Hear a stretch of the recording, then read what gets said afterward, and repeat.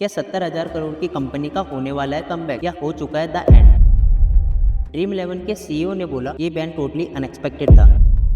आज के वीडियो में मैं आपको डिटेल में समझाने वाला हूँ कि हर्ष जैन जो ड्रीम स्पोर्ट्स के को फाउंडर और सीईओ हैं, उन्होंने मनी कंट्रोल के एक्सक्लूसिव इंटरव्यू में क्या क्या कहा। उन्होंने खुद एक्सेप्ट किया कि 90% रिवेन्यू और 100% प्रॉफिट एक ही दिन में खत्म हो गया, लेकिन फिर भी वो स्माइल कर रहे थे। आखिर कैसे, यही हम इस वीडियो में ब्रेक डाउन करेंगे, तो बने रहिए मेरे साथ। सबसे पहले बैकग्राउंड समझते हैं। मंडे तक ड्रीम इलेवन और बाकी गेमिंग कंपनीज नॉर्मल बिजनेस कर रही थी। ट्यूसडे को मीडिया रिपोर्ट्स आई कि सरकार एक गेमिंग बिल लाने वाली है। वेडनेसडे को लोकसभा ने बिल पास कर दिया, थर्सडे को राज्यसभा ने, और फिर फ्राइडे को प्रेसिडेंट ने साइन कर दिया।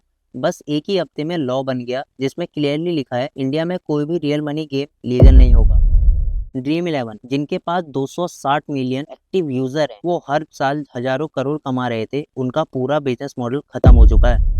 अब सवाल आता है कि हर्ष जैन की पहली रिएक्शन क्या थी। उन्होंने बोला ये हमें बिल्कुल अनएक्सपेक्टेड लगा। हम गवर्नमेंट से जीएसटी हाइक के इशू पर बात कर रहे थे, 30% से 40% होने वाला था और एकदम से बैन आ गया। जब प्रेसिडेंट ने साइन किया, हमने तुरंत अपने कैश कॉन्टेस्ट हटा दिए और फ्री टू प्ले मॉडल पर शिफ्ट हो गए। फिर भी हर्ष जैन ने बोला ड्रीम इलेवन डेड नहीं है, सिर्फ एक बिजनेस मॉडल डेड है, हम पिवोट करेंगे। चलो अब गवर्नमेंट की साइड समझते हैं। सरकार का कहना था कि गेमिंग ऐप की वजह से सोसाइटी का माहौल खराब हो रहा था। घर के मेट्स, ड्राइवर, पुलिस कांस्टेबल तक डेप्थ में जा रहे थे। एमपीज को हर जगह से फीडबैक आ रहा था। हर्ष जैन ने अपना डिफेंस दिया। उनका कहना है कि ड्रीम इलेवन एक स्पोर्ट फैन एंगेजमेंट टूल है, एडिक्शन गेम नहीं। लेकिन उन्होंने ये भी माना है कि बैन करने से ब्लैक मार्केट और बढ़ेगा। जैसे तमिलनाडु में रेगुलेशन मॉडल है, KYC, time limit, deposit time, वो ज्यादा सही सॉल्यूशन होता। अब सबसे बड़ी बात, फ्यूचर क्या है ड्रीम स्पोर्ट्स का। हर्ष जैन ने बोला अब वो फोकस करेंगे कुछ नई एप्स पे, और फैंटेसी स्पोर्ट्स कंप्लीटली डेड नहीं है, अब वो फ्री टू प्ले मॉडल पर चल रहा है। जैसे ईपीएल का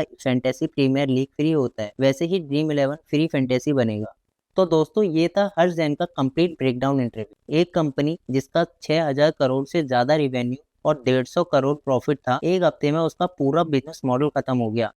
लेकिन उन्होंने एक्सेप्ट किया, स्माइल करके बोला ड्रीम इलेवन नहीं खत्म हुआ, ये सिर्फ एक बिजनेस मॉडल खत्म हुआ है।